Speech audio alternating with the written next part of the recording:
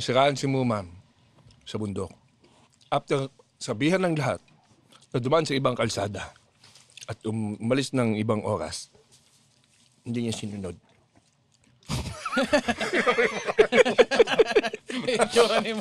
Sabi pa ni Lyle. Roast ko na to. Sabi pa ni Lyle, sinabihan ko nga yan si Muman dito na dumaan sa... Talaga sinabi ni Lyle yan? Oo, tapos sabi mo daw sa kanya, sabi ni Muman sa kanya, Oo. sa tingin mo susunod ako sa'yo. Kaya sinusundo na raw siya ni Lyle. Sabi niya, gusto ko sanang bawian si Muman sa sinabi niya, kaso naawala ako sa kanya eh. Ano ba nakarating sa'yo? Ano ba nakarating sa'yo? Ha? Ano nakarating Ano sa'yo? ba talaga yung side mo naman? Hindi, sinabihan ako late lang, nakalagpas na ng CC-Lex. Sabi sa akin ni Ivan, dyan tayo dadaan sa CC-Lex, nakalagpas na kami. Si Ivan pala yung may kasalanan. So ang sinabi ko kay Ivan, para kasi Mitch eh. I mean, nakalagpas na tayo. Saka mo ituturo kung saan ako dadaan. Eh di, might as well, dumiretso na ako. Bakit ba, ano nangyari? Bakit ba nasira? Ano ba, marunong ka ba mag-drive? Alam mo, ako maingat ako dito kasi baka magkalpas ako ng salita, baka i-void yung insurance. So, ako very factual ako dito. Maayos na maayos yung maneho ko. Basta 5 minutes pa lang nung pasampa kami, bigla siyang tumirik for some reason. Well, nasunog yung clutch. I have no idea kung bakit nasunog yung clutch. At saka 10 years old pa lang, nagdadrive na to si Muman eh. So, alam niya yan. Bakit lagi transmission ang problema mo? Hindi ko rin alam. Kaya nga ako nag-manual transmission kasi yung unang kotse ko ay bumigay naman yung automatic transmission. Alaga naman siya sa maintenance sa lahat. Ang naisip ko kasi parang naging ugali ko nang bumili ng first model. Halimbawa, yung BRV kasi nung binili ko siya yung kauna-unahang lumabas. Generation. Unang generation. So may problema ka talaga. Okay, tanggapin mo na kasi baka ma-void yung warranty. Oo nga. Malas ka lang talaga. Malas ako sa ganyan. Malas ka sa transmission. Siguro, yun nga eh, ikaw ang car guy, pero lahat din ng kamalasan ng car. Siguro hindi ka pa namin pwedeng biruin sa problema mo ngayon, no? So, kasi, pwede mo ako subukan kung talagang gusto mo eh. seryoso ka eh. Ngayon lang si Muman sa lahat ng recording na nakapamewang. Pamewang eh. Tingnan nyo. Sige, sorry. Naka-red, naka-defense mode siya eh. Oh.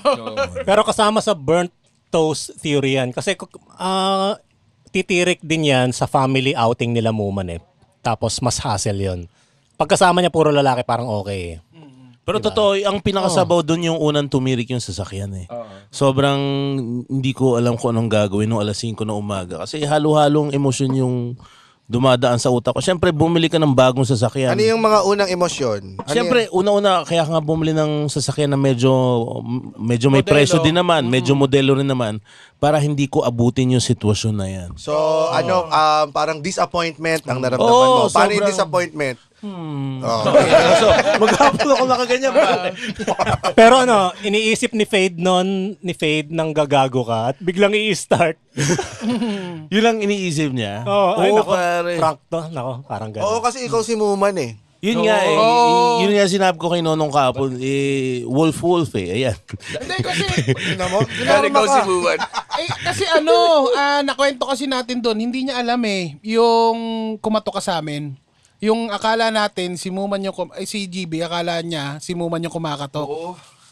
Hanggang ganun. Yung pagka-prank mo, Sa kakaprank mo sa amin, lahat na ng kahit tao emergency na, hindi namin pinapansin kasi prankster ka. Pero kahit mahirap yung yan ang mangyayari pinagdaanan sa ko. Kapinpin Brothers. Ikaw ang Kapinpin Brothers ng Cool Pals. O parang di makahinga si Kuya, prank yan. Well, kung yun lang naman yung kapalit, worth it naman. kaya pag lagi nagme-message si Muma ng sasabihin niya pag nag-aalala siya sa atin, yung mga ganyan, APE ka, hindi, prank to. Pinaprank lang tayo ni Muman. Ito si Roger, kamusta nung nasira? Kamusta si Muman? Kami ni Renz naman talaga. Na-handle ba niya yung sarili niya, si Muman? Ano siya nung araw na yun? Oo. Takot ba kayo? Tama ba yung mga desisyon Medyo niya? takot kami. Kasi, kumbaga nasiraan ka na, tapos gagagawin ka pa. Di ba ba ang, additional na... Saka may bangin. may bangin din. Nag-aasaran ba kayo doon? Ang inaasar namin yung mga ano eh, Yung mekaniko, karating na no? mekaniko. Oo, puso. Mga gago yung Nasa mga isang mekaniko, episode na walang yan, ano. masaya. Oo, abangan nyo yung episode na yan. Oo, putang ina. Pero yung ano yung itsura ni Muman no, na hindi siya nagbibiro. Nagbibiro pa si Ang Muman. gagago pa rin Ang naman. ano niya, mukha niya, ha? Paano yung mukha ko? Sige pa. Mukha siyang ham? Paano mo pala, ako? hindi na Hindi, pala. hindi ka matakot. Ngayon ba, Wala. takot ka pa rin o hindi na? Katabi ko lang eh. Okay na pala. Ang sarap Minute nitong pa ulo plum mo? juice. Ha? Ang sarap ng plum. Alam mo pare, yun na yung, siguro yun na yung pinaka, sana by laws of karma na laging sinasabi ni Rem, sana yun na yung pinakamahirap na pinagdaanan ko this year. As in, natuto ko mag-meditate nung araw na yun kasi, Paano ka nagpakalma? ano, Sinasapak na si Ese. shoutout nga pala kay JJ tsaka kay Ese, pare, sinamahan nila ako hanggang makauwi. May choice ba si Ese? Sila talaga ang mga tunay mong kaibigan. Oh, sila talaga yung mga tunay kong kaibigan. Hindi ko alam kung paano na po yung mechanics ng friendship na yan na kayong tatlo. Ese, JJ, ikaw. Oh, parang siya ano yun, no? Yung social classes. Para kumalma si Muman, inoferan ko siya na, Muman, Wag na ikwento yan, pero hindi ko tinanggap kasi sabi ko, baka magmamaneho pa ng malayo. Hindi, wala ka na magagawa, Muman. Ito, shotgunin kita kako. At tinanggihan niya naman yun. Oh, dahil tinanggihan niya. baril yun eh. Baril yun. Alam mo yun, may... Wag na wag kang mamamaril. Ayan, shotgun yun Si eh. Ese ba may choice ba talaga? Sinabi ba niya yung mismo sa'yo, nasasama siya? O sinabi mo, Ese, sama ka sa sinabihan ko akin? naman siya na magpaiwan ka na. Sabi nga ni si RA after ng set niya, malungkot siya. Sabi ko, ba't ka malungkot, RA? Ang ganda naman ng performance mo. Sabi niya, birthday ko. Namimiss ko yung mga kaibigan ko.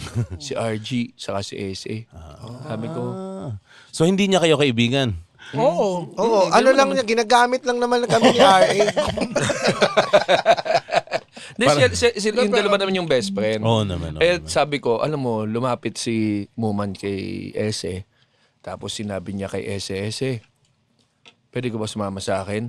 Sabi ni Ese, gusto ko po i-celebrate yung birthday ng kaibigan kong si RA.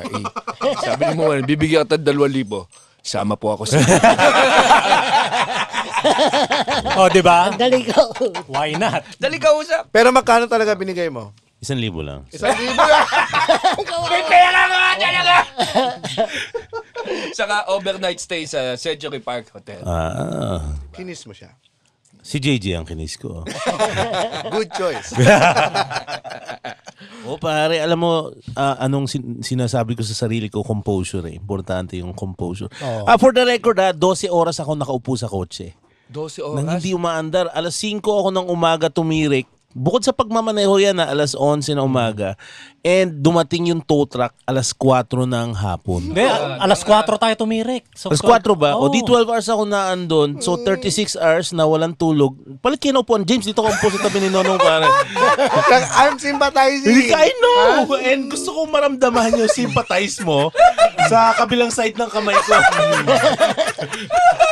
Di ba alas 4 na siya. Alas 4 na. Alas 4 na daw siya sinundo. Anong sabi nung driver? Ito yung pinaka nakakaurat sa putang inang. Sorry yung tow truck na yan, pare. Tumawag ako alas 11. O sige po, alas 12 alis dito. Dumating alas 4. Ngayon, nung dumating sila nung alas 4 nung hapon, alam mo, composure nga kasi ako naniniwala. Composure, yan yung pumipigil sa isang bad situation para maging worse situation. Wala nang magagawa kung pipitig ako. Alam mo, sinabi sa akin ng tow truck driver, alas 3 na po kasi kami sinabihan, wala naman kaming ginagawa maghapon. Putang. Bawal magmura sa episode na to. Bawas daw. Bawas bawas Kaya lang. hanggang doon lang. Hanggang doon Alam lang. mo yun, naku, akala mo tapos na yung maghapon mo. Tapos, Good for you. Sana sinabihan mo. Good for you. Wala kang ginawa mag-up. kaya hindi na ako sumunod. I would like to apologize. Hindi na ako sumunod sa inyo. Kasi total, hindi naman kayo yung totoo kong mga kaibigan. Kundi si Ese lang, tsaka si JJ. Layo pa pinanggalingan ni JJ. Oo, shoutout kay JJ. Nakabiyahe siya siguro mga 4 na oras, 5 oras. din. 4 na oras. Siguro hobby niya maglibot sa mga sigsag ng mga Pilipinas. Kaya naabutan ka niya. So, thank you very much, pare. Wawa naman yung mga-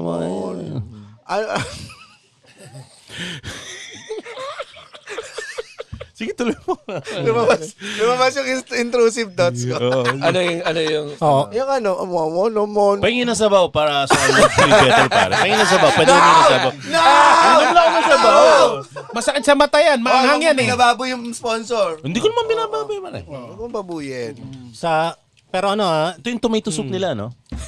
Hindi, ito yung normal na... Hindi, yung palang mga soup Pahingin nila, tomato soup, apat na para klase. matikman lang. May mushroom soup, Ito tapos... yata yun. Kasi Tomato. kulay Ayan. yan. Dilaw siya eh. May Ay, tomato, red eh. original tsaka yung chili. Sarap ng sauce. Lasang tomato. Ano nga ulit yung ano mo, yung mga emotions mo, meron ka ng disappointment. Nag-meditate. Paano ka nag-meditate? Hama yun, ganyan na ganyan. Gusto.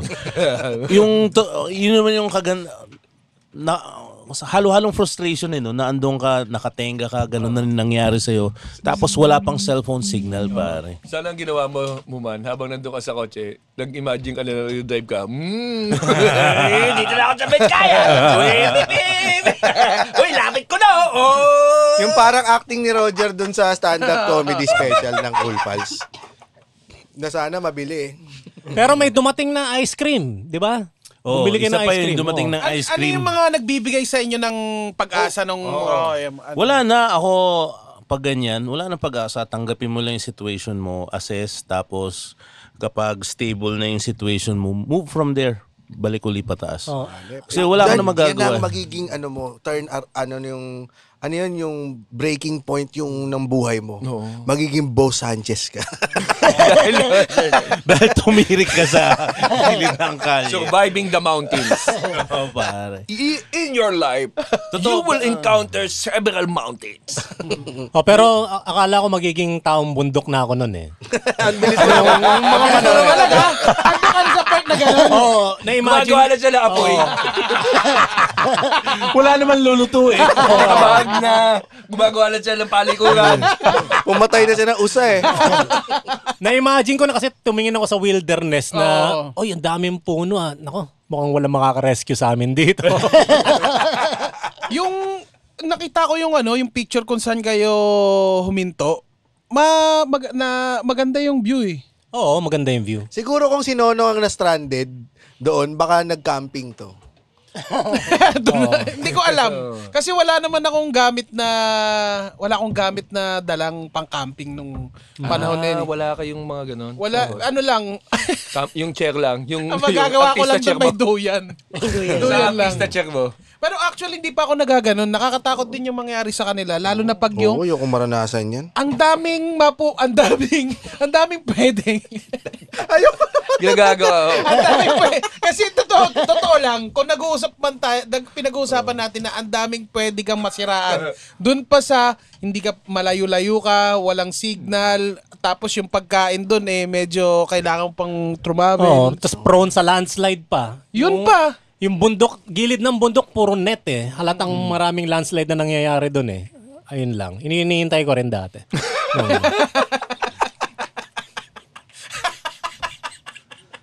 Meron bang usapan na Sobrang iwanan nyo hopeful na si naman Muban? kasama. Wala pa bang nag-usap sa inyo na maglakad na lang tayo pataas? Iwanan natin muna yan. Actually, mabilis bumaba ng pinakabayan kasi bungad pa lang kami. Oo. 30 minutes makakababa ka na ng bayan eh.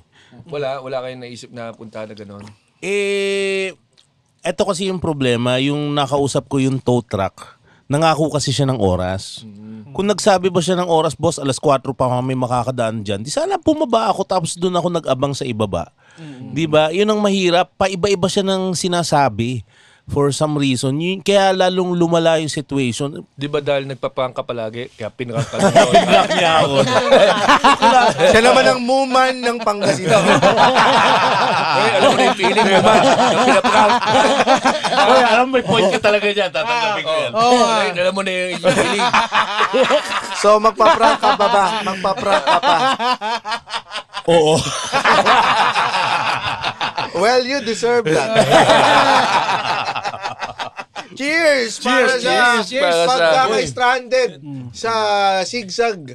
Oo, Na tsaka safe ayaw naman. talaga nating maranasan yan. Safe naman sila. Safe naman kahit ano naman. Nako, magkapit-pita na. Nako, ayoko. Talagang worst nightmare ko yung naranasan mo, Muman. Talagang Worst Nakakaawa nightmare mo. ako. Yung naranasan mo. Nakakaawa ka. Sobrang nalulungkot ako. Sobrang nag-suffer ako. Hindi ako makakain, hindi ako Oo. Gagi, makatulog. nagsip ko talaga. Sobrang hirap din ng sitwasyon natin doon, di ba? Oo. Oo nga, naingit ako sa inyo eh. Mahirap. Mahirap. Ano ba yung mga pinagagawa natin doon nung habang Yung rice, no? Nagtagal-tagal namin mag-abang ng extra rice. Utangin na niyo. Kami doon walang Walang pagkain, no? Wala, pinaghati-hatihan namin yung iisang hotdog. Gagi! Samantalang kami, yung mga pagkain nyo, sinerve na rin sa amin. Oo, ang hirap ubusin no kasi. Anong oras ba to? Ang OA nyo, ha? 5 hours pa lang kayong gutom nun. Nagsalo-salo na kayo sa hotdog kagad. Technically, alas 5 na ako ng hapon nakakain. Wala kayong pagkain sa sasakyan? Eh di Wala. IF. Walang Pero ano, Ang tawag dyan, intermittent fasting. Walang tubig, walang pagkain. Kasi ayaw mo ring umihi ng umihi, tsaka ayaw ko ring kumain kasi wala ka madudumihan. oo. Ako umaga pa lang, ganun na yung nasa isip ko. Itong lintik na si Dennis, alam niya nang bad trip ako. Salamat Dennis ha, nagmagandang loob siya.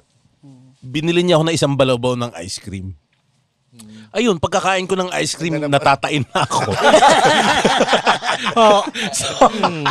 Pero kasi wala tubig, wala laman yung chan. Ice cream gagad ang kinain. Siyempre, ayoko naman Isang saktan yung umaga. feelings niya. So, kinain ko yung ice cream. Yung flavor pa ng ice cream. Di mo tinilog, Dennis, alas 6 ng umaga, may ice cream ka? Ayaw niya matay. Ayaw niya matay. Kano mo nakakatagal hawak to? ang saya niya na. Pero ano, sumama din ang tiyan ko noon, napigilan ko lang. Sabi ko sa kanila, ano kaya hawakan niyo yung kamay ko? Tapos itututok ko yung puwet ko sa bangin.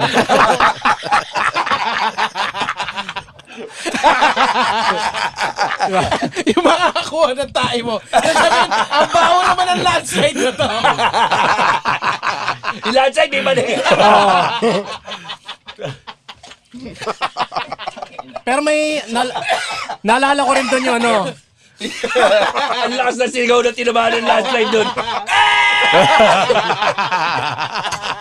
yung, Meron sa bibig ko.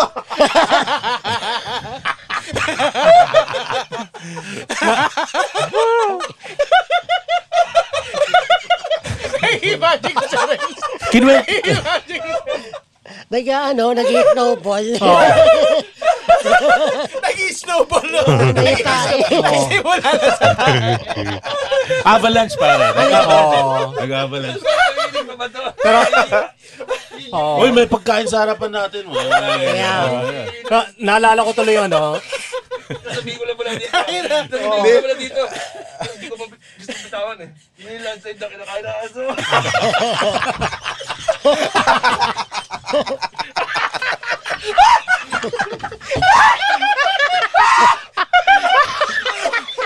Ano ba to? Ano ba pinapakain nyo sa amin? Jangan.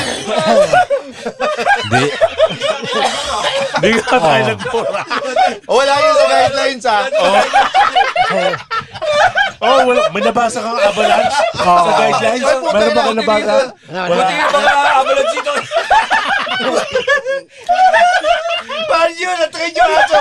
Nakainin yung landslide. May nailigtas na landslide kasi may aso nang kumakain. Ay,